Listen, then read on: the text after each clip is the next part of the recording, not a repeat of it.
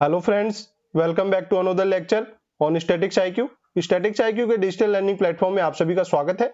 दोस्तों, जैसा कि आप सभी को पता है, 1 सितंबर से एसएससी एमटीएस एग्जाम 2023 का यहाँ पे जो आपकी लगनी आरंभ हो चुकी है। तो आज के इस शानदार सेशन में हम बात करने वाले हैं 1 सितंबर को सभी शिफ्टों में पूछे गए जीके जीएस के क्वेश्चन। जी हाँ, जीके जीएस के जितने भी क्वेश्चन पूछे गए हैं उन सभी क्वेश्चनों का हम यहाँ पे 100% रियल एनालिसिस करने वाले हैं। दोस्तों, हमारे द्वारा जो वीडियो दिया जाता है वह थोड़ा लेट दिया जाता है, लेकिन हमारे द्वारा जो आपको नंबर ऑफ क्वेश्चन और जो क्वेश्चन है वह 100% पेपर में पूछे गए क्वेश्चन होते हैं, इसीलिए दोस्तों हमें थोड़ा समय लगता है। तो आज की शानदार सेशन में बात करते हैं 1 सितंबर की समस्त शिफ्टों में पूछे गए जीके जीएस के क्वेश्चन पर। यदि दोस्तों आज ही आप हमारे चैनल से जुड़े हैं तो चैनल को सब्सक्राइब करके बेल आइकन पे प्रेस कर दीजिएगा, ताकि इस प्रकार की समस्त वीडियो आपको सही समय से मिल सके। तो चलिए बात करते हैं पहले क्वेश्चन पर। तो पहला क्वेश्चन पूछा गया है, सिद्धि धमाल किस राज्य का लोक नृत्य है? तो सिद्धि धमाल है जो कि गुजरात राज्य का लोक नृत्य है। यह आज की शिफ्ट में थर्ड शिफ्ट में क्वेश्चन पूछा गया है। जी हाँ, सिद्धि धमाल किस राज्य का लोक नृत्य है? तो यह गुजरात राज्य का लोक नृत्य है।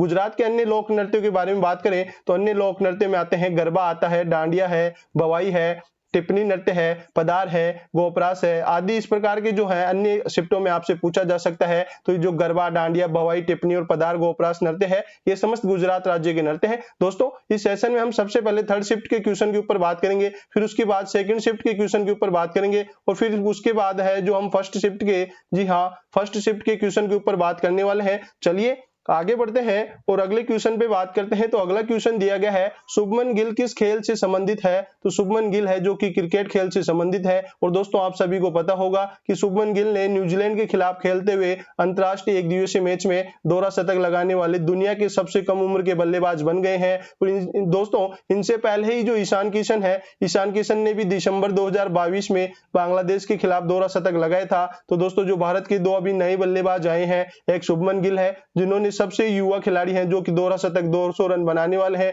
इसी के साथ दोस्तों ईशान किशन, जी हाँ, ईशान किशन ने भी यहाँ पे दोहरा शतक लगा चुके हैं। तो ये फैक्ट भी आपको पता होना चाहिए। चलिए अगले इंपॉर्टेंट क्वेश्चन पे बात करते हैं। जो पूछा गया है, कैलाश पर्वत किस देश में स्थित है? तो कैलाश पर्वत है जो कि तिब्बत में स्थित एक पर्वत श्रेणी है, और इसके पश्चिम तथा दक्षिण में मानसरोवर तथा राकसताल झील है। तो जी हाँ, इसके जो पश्चिम दक्षिण में है वह मानसरोवर, राकसताल झील है। यहाँ से कई महत्वपूर्ण नदियां निकलती हैं, जैसे ब्रह्मपुत्र नदी है, सिंधु नदी है, सतलज नदी है। ये तीनों नदियां हैं जो कि तिब्बत से निकलती है। और तिब्बत में भी दोस्तों यहाँ पे जैसे जो मानसरोवर झील है, राकसताल झील है, चेमायुंगडुम ग्लेशियर है, यहाँ से ये तीनों नदियां निकलती है। चलिए अगले क्वेश्चन पे बात करते हैं। अगला क्वेश्चन है, बिठारी मंदिर किस राज्य में स्थित है? तो बिठारी मंदिर है जो कि उत्तर प्रदेश के गाजीपुर में स्थित है। जी हाँ, गाजीपुर में बिठारी मंदिर स्थित है। चलिए अगला क्वेश्चन पे बात करते हैं। जो पूछा गया है वह है, खेलो इंडिया यूनिवर्सिटी गेम 2023 में सबसे ज्यादा पदक किसने जीते हैं? तो दोस्तों, जो खेलो इंडिया यूनिवर्सिटी गेम है 2023 का, इनका आयोजन उत्तर प्रदेश में किया गया है,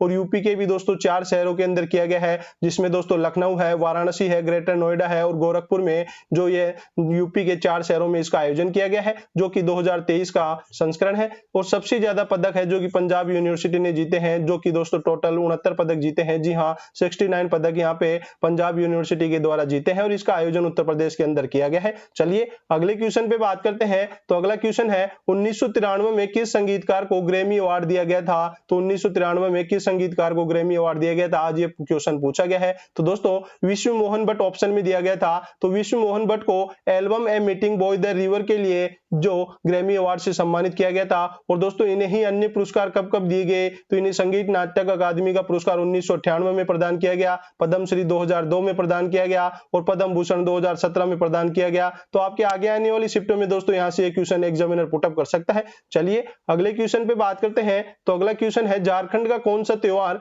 अमावस्या के दिन दीपावली के तुरंत बाद मनाया जाता है? तो झारखंड का दोस्तों जो सोहराय त्योहार है, यह अमावस्या के दिन दीपावली के तुरंत बाद मनाया जाता है। जी हाँ, दीपावली के बाद में बनाए जाने वाला त्योहार सोहराय है, जो कि झारखंड का प्रमुख त्योहार है। अगले क्वेश्चन पे बात करते हैं। अगला क्वेश्चन है, दीपावली के अगले दिन का कार्तिक शुक्ल, जी हाँ, कार्तिक शुक्ल प्रतिपदा कौन सा त्योहार मनाया जाता है? तो दोस्तों गोवर्धन पूजा और उनकूट उत्सव है, जो कि दीपावली के अगले दिन मनाया जाता है। और जो गोवर्धन पूजा के अगले दिन दोस्तों जो भैया दूज का त्योहार भी मनाया जाता है, यह भी आपको पता होना चाहिए। चलिए अगले क्वेश्चन पे बात करते हैं, दीनदयाल उपाध्याय ग्रामीण कौशल योजना कितने उम्र के युवाओं के लिए थी? तो दीनदयाल उपाध्याय ग्रामीण कौशल योजना है, ये कितने वर्ष की उम्र के युवाओं के लिए थी? तो ये दोस्तों 15 से 35 वर्ष के युवाओं के लिए ये लागू की गई थी। जबकि हम बात करते हैं कि ये कब लागू होती है, तो नरेंद्र मोदी ने दिसंबर 2014 को लॉन्च किया था और इस योजना का संचालन कौशल विकास और उद्यमिता एवं आजीविका विभाग के द्वारा किया जा रहा है। और इस योजना का उद्देश्य है जो ग्रामीण युवा नागरिकों को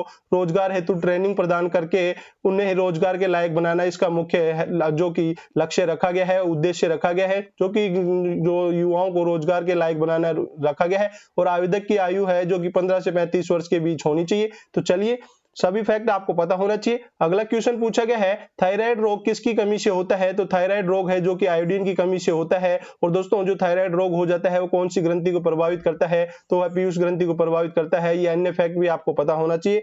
अगले क्वेश्चन पे बात करें तो अगला क्वेश्चन है, कौन सा उत्तर प्रदेश का एक लोक नृत्य है? तो दोस्तों, आपको ऑप्शन में कजरी दिया गया था। जी हाँ, कजरी उत्तर प्रदेश का एक लोक नृत्य है। तो यहाँ से आपका ऑप्शन नंबर जो कजरी है वह राइट होता है। अगले क्वेश्चन पे बात करें तो अगला क्वेश्चन है, माई स्टोरी पुस्तक के लेखक कौन है? तो माई स्टोरी पुस्तक के लेखक है वह कमला दास है। जी हाँ, कमला दास है जो कि माई स्टोरी पुस्तक के लेखक है। चलिए, अगले क्वेश्चन पे बात करते हैं तो अगला क्वेश्चन है, किस वर्ष मुस्लिम लीग द्वारा अलग पाकिस्तान की मांग की गई थी? तो किस वर्ष मुस्लिम लीग द्वारा अलग पाकिस्तान की मांग की गई थी? तो सन 1940। जी हाँ, 1940 में मुस्लिम लीग के द्वारा अलग पाकिस्तान की मांग की गई थी।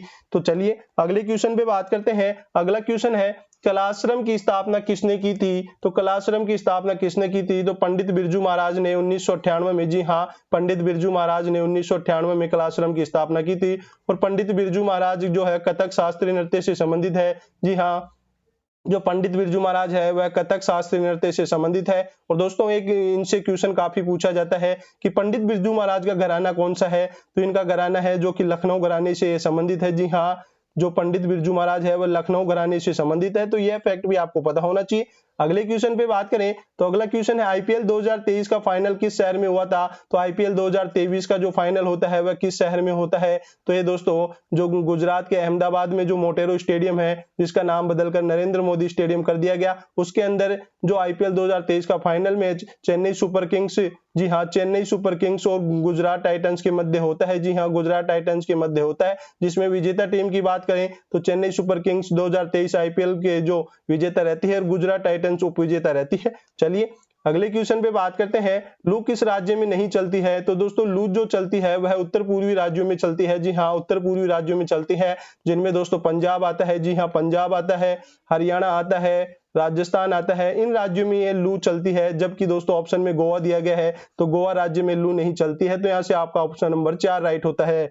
चलिए, अगले इंपोर्टेंट क्वेश्चन पे बात करें तो आज पूछा गया है, महान्यायवादी का कार्य क्या होता है? तो दोस्तों, महान्यायवादी जिसे हम अटॉर्नी जनरल कहते हैं, तो इनका क्या कार्य होता है? तो भारत में एक महान्यायवादी के पद की व्यवस्था की गई है और यह देश का सर्वोच्च कानून अधिकारी होता है। तो दोस्तों, जो अटॉर्नी जनरल होता है वह देश का सर्वोच्च कानून अधिकारी होता है। और ये दोस्तों कौन से आर्टिकल में है? तो आर्टिकल 76 के अंदर अटॉर्नी जनरल के बारे में जो कार्य है उल्लेख किए गए हैं। और यह जो पद है वह एक संवैधानिक पद है। तो दोस्तों, महान्यायवादी का पद एक संवैधानिक पद है जो कि केंद्र की कार्यपालिका के अंतर्गत आता है। तो दोस्तों, ये समस्त फैक्ट आपको पता होना चाहिए। चलिए, अगले क्वेश्चन पे बात करें तो अगला क्वेश्चन है, नौजवान भारत सभा की स्थापना किसने की थी? तो नौजवान भारत सभा की स्थापना शहीद आजम भगत सिंह के द्वारा की गई थी। जी हाँ, भगत सिंह ने नौजवान भारत सभा की स्थापना की थी। अगला क्वेश्चन पूछा गया है, पंडित रविशंकर कौन सा वाद्य यंत्र बजाते हैं? तो पंडित रविशंकर कौन सा वाद्य यंत्र बजाते हैं? तो पंडित रविशंकर सितार वाद्य यंत्र से संबंधित है। और पंडित रविशंकर एक भारतीय सितार वादक तथा संगीतकार थे। और पंडित रविशंकर को 1999 में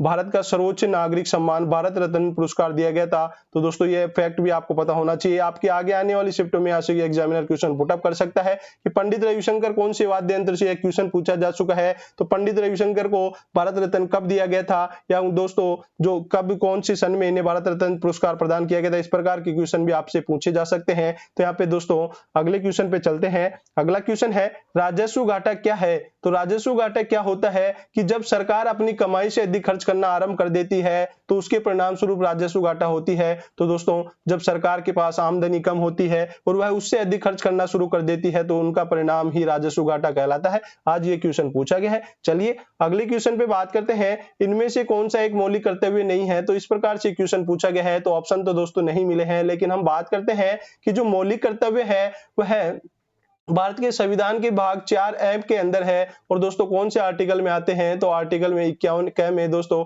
51 ए के अंदर ही है जो कि मौलिक कर्तव्य निहित है। और मौलिक कर्तव्य हैं जो संविधान में जो 42वां संविधान संशोधन 1976 में होता है उसके द्वारा 10 मौलिक कर्तव्य आरंभ में जोड़े गए, या मूल संविधान में दोस्तों 10 मौलिक कर्तव्य ना जो है सबसे पहले 10 मौलिक कर्तव्य जोड़े जाते हैं जो कि 42वां संविधान संशोधन होता है उसके माध्यम से जोड़े जाते हैं। परंतु बाद में जो 2002 में 86वां संविधान संशोधन के द्वारा 11वां मौलिक कर्तव्य जोड़ा जाता है। तो दोस्तों 2002 के अंदर एक मौलिक कर्तव्य और जोड़ दिया जाता है। तो इस प्रकार दोस्तों वर्तमान में जो 11 मौलिक कर्तव्य हैं जो कि यहाँ पे दिए गए हैं। चलिए अगले इंपोर्टेंट क्वेश्चन पे बात करते हैं। अगला इंपोर्टेंट क्वेश्चन पूछा गया है प्लेइंग इट माई वे किसकी आत्मकथा है? तो प्लेइंग इट माई वे है जो कि सचिन तेंदुलकर की आत्मकथा है। तो दोस्तों आज यहाँ से एक क्वेश्चन पूछा गया है। अगला क्वेश्चन है 54 वर्षों के बाद संतोष ट्रॉफी का विजेता कौन बना है? तो दोस्तों संतोष ट्रॉफी 2022-23 जो सीजन है उसका विजेता कौन बना है? तो दोस्तों कर्नाटक, जी हाँ कर्नाटक है जो कि यहाँ पे विजेता बनता है। और कर्नाटक ने दोस्तों मेघालय को 3-2 से हराया था। तो दोस्तों विजेता कर्नाटक टीम है। उपविजेता या रनर अप कहा जाए तो मेघालय टीम उपविजेता है। और दोस्तों संतोष ट्रॉफी एक स्टेट लेवल फुटबॉल प्रतियोगिता है। तो दोस्तों जो संतोष ट्रॉफी आपको पता होना चाहिए किससे संबंधित है? तो ये दोस्तों फुटबॉल से संबंधित है। और बात करते हैं इस टूर्नामेंट की शुरुआत 1941 में की गई थी जो और भारतीय फुटबॉल संघ द्वारा शुरू किया गया था। तो दोस्तों इसकी शुरुआत काफी समय पहले आजादी से पहले करी गई थी और ये 1941 में इसकी शुरुआत की गई थी। और इस वर्ष का यह दोस्तों 76वां संस्करण है। तो इस वर्ष का यह 76वां संस्करण है जो कि 2023 में इसका आयोजन किया गया है। 76वां संस्करण है, यह भी आपको पता होना चाहिए। एग्जामिनर यहाँ से आपको कंफ्यूज करने के लिए दोस्तों यहाँ पे जो 76वें संस्करण में जो संतोष ट्रॉफी के विजेता कौन रहा है इस प्रकार क्वेश्चन पुट अप कर सकता है। अगले इंपोर्टेंट क्वेश्चन पे बात करें तो अगला इंपोर्टेंट क्वेश्चन है मित्र मेला एक क्रांतिकारी संगठन था जिसकी स्थापना किसके द्वारा की गई थी? तो दोस्तों जो मित्र मेला एक क्रांतिकारी संगठन है उसकी स्थापना वीर सावरकर विनायक दामोदर सावरकर के द्वारा 1899 में महाराष्ट्र के नासिक में स्थापित किया गया था। और बाद में 1904 में इसका नाम बदलकर अभिनव भारत सोसाइटी कर दिया गया था। तो दोस्तों आगे आने वाली शिफ्टों में दोस्तों इसका नाम बदलकर भी दोस्तों आपसे एग्जामिनर क्वेश्चन पुट अप कर सकता है। तो इसके समस्त फैक्ट आपको पता होना चाहिए। चलिए अगले इंपोर्टेंट क्वेश्चन पे बात करते हैं। वसुंधरा डोरा स्वामी को किस नृत्य के लिए 2019 में संगीत नाटक अकादमी अवार्ड से सम्मानित किया गया? तो दोस्तों आप देख पा रहे हैं एग्जामिनर कहां से क्वेश्चन पुट अप कर रहा है और किस लैंग्वेज में पुट अप कर रहा है कि वसुंधरा डोरा स्वामी को किस नृत्य के लिए 2019 में संगीत नाटक अकादमी अवार्ड से सम्मानित किया गया था? तो दोस्तों वसुंधरा डोरा स्वामी है जो कि भरतनाट्यम से संबंधित है। और भरतनाट्यम कहाँ का जो शास्त्रीय नृत्य है? तो तमिलनाडु का ये शास्त्रीय नृत्य है। यह समस्त फैक्ट आपको पता होना चाहिए। चलिए आगे बढ़ते हैं और अगले क्वेश्चन पे बात करते हैं। रेड अर्थ एंड प्योरिंग रेन उपन्यास के लेखक कौन है? तो दोस्तों यह उपन्यास पूछा गया था कि रेड अर्थ एंड प्योरिंग रेन का उपन्यास के लेखक कौन है? तो विक्रम चंद्र है जो कि इस उपन्यास के लेखक है। अगले क्वेश्चन पे बात करते हैं तमिलनाडु राज्य ने हाल ही में किस पर प्रतिबंध लगाया है? तो दोस्तों तमिलनाडु की जो राज्य सरकार ने जो अक्टूबर 2022 में ऑनलाइन जुए के खेल के, जी हाँ ऑनलाइन जो जुए खेले जाते हैं उस जुए के खेल पर प्रतिबंध लगा दिया है। तो ये समस्त फैक्ट आपको पता होना चाहिए। अगले इंपोर्टेंट क्वेश्चन पे बात करते हैं। वह पूछा गया है आर्टिकल 29 एंड आर्टिकल 30 से क्वेश्चन पूछा गया है। तो ये दोस्तों सांस्कृतिक और शैक्षिक अधिकार से संबंधित है। अब बात करते हैं आर्टिकल 29 की। तो इस अनुच्छेद को उद्देश्य अल्पसंख्यक समूह के हितों की रक्षा करना रखा गया है। तो आर्टिकल 29 में अल्पसंख्यक समूह के हितों की रक्षा रखा गया है। जबकि अनुच्छेद 30 की बात करते हैं तो शैक्षणिक संस्थाओं की स्थापना करना और पर शासन करने का अल्पसंख्यकों का अधिकार दिया गया है। तो दोस्तों अल्पसंख्यकों से संबंधित है ये दोनों ही, जी हाँ आर्टिकल 29 और 30 है जो कि अल्पसंख्यकों से संबंधित है। अगले क्वेश्चन पे बात करते हैं तो है देशबंधु के नाम से किन्हें जाना जाता है? तो दोस्तों आज उपनाम से भी यहाँ पे क्वेश्चन पूछा गया है जो कि दोस्तों देशबंधु से पूछा गया है। तो देशबंधु किसे कहा जाता है? तो दोस्तों चित्तरंजन दास को ही देशबंधु के नाम से जाना जाता है। अगले क्वेश्चन पे बात करें तो अगला क्वेश्चन है ओडीआई वर्ल्ड कप 2011 किस स्टेडियम में आयोजित किया गया था? तो दोस्तों जो 2011 का जो ओडीआई वनडे वर्ल्ड कप होता है वह कहां पे आयोजन किया गया था? तो ये दोस्तों 3 देशों के अंदर किया गया था जिनमें भारत, श्रीलंका और बांग्लादेश के अंदर यह समस्त क्रिकेट के मैच खेले गए थे। उद्घाटन समारोह की बात करते हैं तो उद्घाटन समारोह बंगबंधु नेशनल स्टेडियम ढाका में आयोजित किया गया था और पहला मैच है जो कि भारत और बांग्लादेश के बीच ढाका के मीरपुर में स्थित शेर ए बांग्ला नेशनल स्टेडियम में खेला गया था। और दोस्तों इसका जो फाइनल होता है वह भारत ने मुंबई के वानखेड़े स्टेडियम में फाइनल में श्रीलंका को 6 विकेट से हराकर ये टूर्नामेंट जीता था। तो ओडीआई वर्ल्ड कप 2011 में विजेता टीम रहती है, विजेता टीम इंडिया रहती है। जी हाँ, इंडिया विजेता टीम रहती है। और यहाँ पे उप विजेता टीम की बात की जाती है तो उप विजेता टीम रहती है वह श्रीलंका। जी हाँ, श्रीलंका है जो कि उप विजेता टीम रहती है। आगे आने वाले शिफ्टों में एग्जामिनर यहाँ से क्वेश्चन पुटअप कर सकता है, तो समस्त फैक्ट आपको पता होना चाहिए। चलिए अगले क्वेश्चन पे बात करते हैं। बृहदेश्वर मंदिर किस राज्य में स्थित है? तो बृहदेश्वर मंदिर है जो किस राज्य में स्थित है? तो बृहदेश्वर मंदिर दोस्तों तमिलनाडु राज्य में स्थित है और इसे दोस्तों राजराजेश्वरम मंदिर भी कहा जाता है। जी हाँ, बृहदेश्वर मंदिर को राजराजेश्वरम मंदिर भी कहा जाता है और ये तमिलनाडु के तंजौर में स्थित एक हिंदू मंदिर है और यह जो मंदिर है वह भगवान शिव को समर्पित है। जी हाँ, यह मंदिर है जो कि भगवान शिव को समर्पित है और इसका निर्माण 1003 और 1010 ईस्वी के बीच चोल शासक प्रथम राजराज चोल के द्वारा करवाया गया था। तो ये दोस्तों काफी इंपॉर्टेंट फैक्ट है जो आपको आगे आने वाले चैप्टर में पूछा जा सकता है कि ब्रह्मदेश्वर मंदिर का निर्माण किसने करवाया था? तो 1003 ईस्वी में जो चोल शासक राजराज चोल के द्वारा इसका निर्माण करवाया गया है। चलिए अगले क्वेश्चन पे बात करते हैं। तो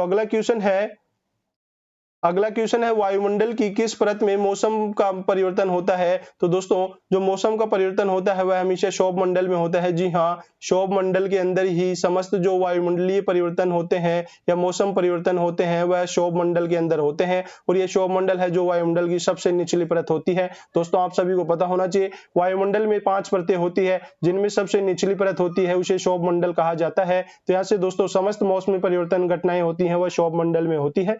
अगले क्वेश्चन पे बात करते हैं।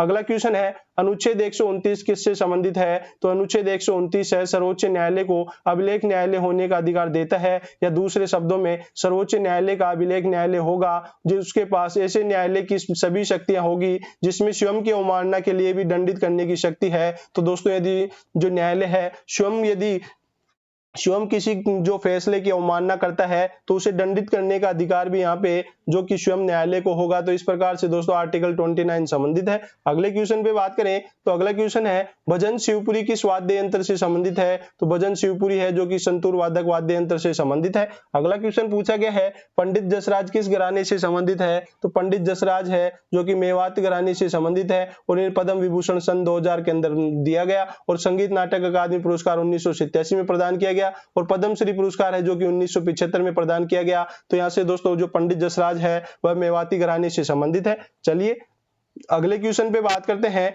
2011 की जनगणना के अनुसार किस राज्य की साक्षरता दर सबसे कम रही है? तो 2011 की जनगणना के अनुसार सबसे कम साक्षरता दर बिहार की रही है और सर्वाधिक की बात करें कि सर्वाधिक साक्षरता दर किस राज्य की रही है? तो दोस्तों इसमें केरल राज्य सबसे अव्वल रहा है और साक्षरता दर सबसे अधिक इसी राज्य की रही है। अगला क्वेश्चन है नुआखाई त्योहार किस राज्य का त्योहार है? जो नुआखाई त्योहार है उड़ीसा राज्य का प्रमुख त्योहार है। तो यहाँ से दोस्तों नुआखाई उड़ीसा राज्य का प्रमुख त्योहार होता है। चलिए आगे बढ़ते हैं और अगले क्वेश्चन पे बात करते हैं। अगला क्वेश्चन है इनमें से किस राज्य में दिन व रात के तापमान में अंतर नहीं होता है? तो दोस्तों कौन से ऐसे राज्य है जिनमें दिन रात के तापमान में ज्यादा अंतर नहीं होता है? तो दोस्तों केरल या अंडमान निकोबार द्वीप समूह है। जी हाँ, केरल या अंडमान निकोबार द्वीप समूह की बात करें तो यहाँ पे दिन व रात का तापमान लगभग समान ही रहता है। तो अगले क्वेश्चन पे बात करें तो अगला क्वेश्चन है यामिनी कृष्णमूर्ति की किस शास्त्रीय नृत्य की नर्तक है या नृत्यांगना है? तो यामिनी कृष्णमूर्ति है जो दोस्तों कुचिपुड़ी और भरतनाट्यम, जी हाँ, कुचिपुड़ी और भरतनाट्यम की दोस्तों नृत्यांगनाएं हैं। चलिए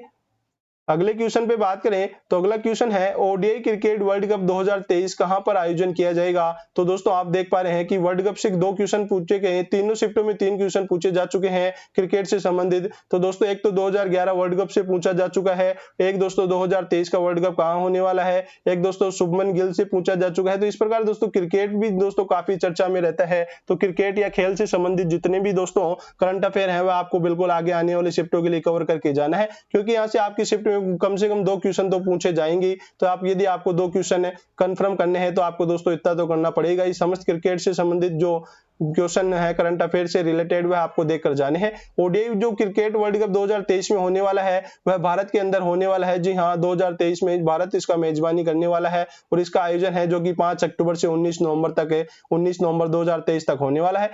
अब बात करते हैं अगले क्वेश्चन पर। तो अगला क्वेश्चन है पीरियोडिक लेबर फोर्स सर्वे के अनुसार शहरी क्षेत्र में 15 वर्ष से ज्यादा उम्र की महिलाओं के बीच जनवरी मार्च 2023 के दौरान बेरोजगारी दर कितने प्रतिशत रही? तो दोस्तों महिलाओं में बेरोजगारी दर 9.2% रही है। अगले क्वेश्चन पे बात करते हैं। अगला क्वेश्चन है रोबोट हुक ने मृत कोशिका की खोज कब की थी? तो दोस्तों मृत कोशिका की खोज रोबोट हुक ने की थी 1665 में। लेकिन जीवित कोशिका की खोज किसने की थी? आप सभी कमेंट बॉक्स में कमेंट करके बताने वाले हैं जीवित कोशिका की खोज किसने की थी, आपको यह कमेंट बॉक्स में कमेंट करके बताना है। चलिए अगले क्वेश्चन पे बात करते हैं। अगला क्वेश्चन है केंद्र सरकार की पूंजीगत प्राप्तियों के उदाहरण कौन से हैं? तो पूंजीगत प्राप्तियां क्या होती है? तो पूंजीगत प्राप्तियां वे प्राप्तियां हैं जो वित्तीय परिसंपत्तियों को घटाती है और सरकार की देयता को बढ़ाती है। यह ऋण और गैर ऋण प्राप्तियां दोनों हो सकती है। तो दोस्तों गैर ऋण और गैर ऋण प्राप्तियां दोनों ही यहाँ पे पूंजीगत प्राप्तियों के उदाहरण है। चलिए अगले क्वेश्चन पे बात करते हैं। तो अगला क्वेश्चन है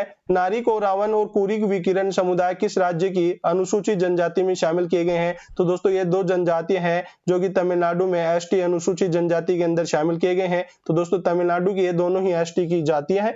अगले क्वेश्चन पे बात करें तो अगला क्वेश्चन है चीन की आधिकारिक भाषा कौन सी है? तो चीन की आधिकारिक भाषा मंदारिन है और जिसे दोस्तों पुंतो दुआ भी कहा जाता है। जी हाँ, जिसे पुंतो दुआ भी कहा जाता है और चीन की आधिकारिक भाषा है यह दोस्तों जो मंदारिन है जो कि चीन की आधिकारिक भाषा है। अगला क्वेश्चन है सांगपो के नाम से किस नदी को जाना जाता है? तो दोस्तों जो ब्रह्मपुत्र नदी है, ब्रह्मपुत्र नदी को जो तिब्बत के अंदर सांगपो नाम से जाना जाता है और दोस्तों इसे बांग्लादेश में पद्मा के नाम से जाना जाता है। जी हाँ, बांग्लादेश में जो ब्रह्मपुत्र नदी है उसे पद्मा के नाम से जाना जाता है। तो आपको यह फैक्ट भी पता होना चाहिए। अगले क्वेश्चन पे बात करें तो अगला क्वेश्चन है महादेव गोविंद रानाडे के द्वारा किस संगठन की स्थापना की गई थी? तो महादेव गोविंद रानाडे है, उन्होंने पूना सार्वजनिक सभा की यहाँ पे स्थापना की और दोस्तों यह 2 अप्रैल 1870 के अंदर इसकी स्थापना की गई थी। चलिए अगले इंपॉर्टेंट क्वेश्चन पे बात करें तो अगला इंपॉर्टेंट क्वेश्चन है रानी माचिया को 2023 में किस नृत्य के लिए पद्मश्री पुरस्कार से सम्मानित किया गया? तो दोस्तों यह